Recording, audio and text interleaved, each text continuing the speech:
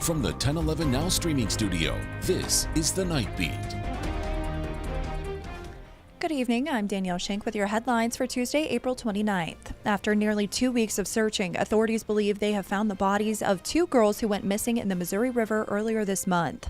The bodies are believed to be those of 18-year-old Leanna Green and 11-year-old Ekres Mu. They were discovered around 10 a.m. on the water surface just south of the OPPD plant. The third girl, 18-year-old Latre Mu, was found Saturday night in the same area. The girls had been fishing when, according to a witness, one slipped into the river. The others jumped in to help, but were overcome by the current. Only one girl made it out. And we're working to get answers after a video surfaced showing a University of Nebraska-Lincoln teaching assistant calling Muslim students, quote, evil and demonic. UNL says it's aware of the video, but hasn't confirmed the man's identity or ties to the university, though a directory lists him as a physics grad student. Officials say they're following non-discrimination policies and supporting those affected. The group Lincoln for Palestine shared a statement from the alleged victims calling for accountability. Switching gears, Nebraska's budget deficit has grown by $190 million for the next 2 years after revised economic forecasts. Lawmakers now have less than a month to close the gap before the May 15th deadline. According to the Nebraska Examiner, the revised projections also added a separate $190 million shortfall for the current fiscal year, which will be covered by state reserves.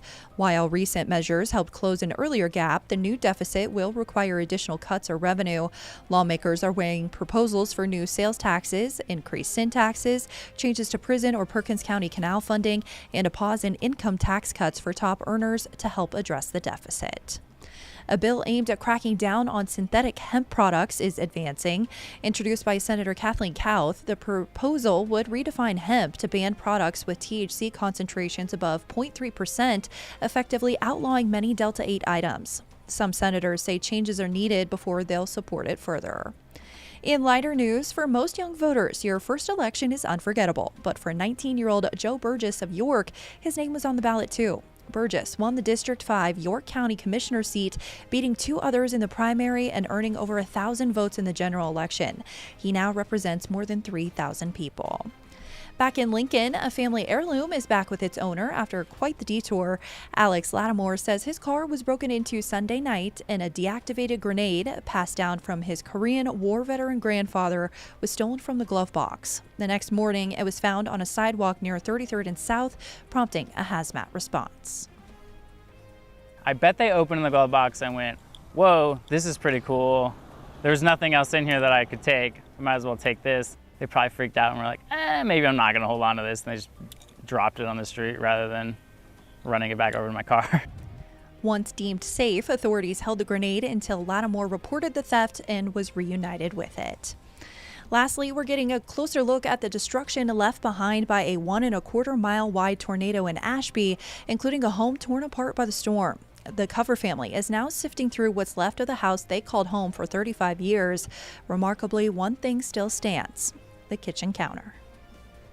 We spent a lot of time at the counter, the bar counter. Kids colored here, we ate here. The family was out of town during the storm, but a hired hand took shelter in the basement and made it out safely. There's an old shop there that's completely gone. There was a almost brand new calving barn by that truck, and then the roof off the horse barn. Most of the family's belongings are scattered across a nearby pasture that had housed cattle, several of which were lost in the storm. The National Weather Service is still surveying the damage, but says it's rare to see a tornado that wide in western Nebraska. Rounding out your night beat is a check of the 7-day forecast.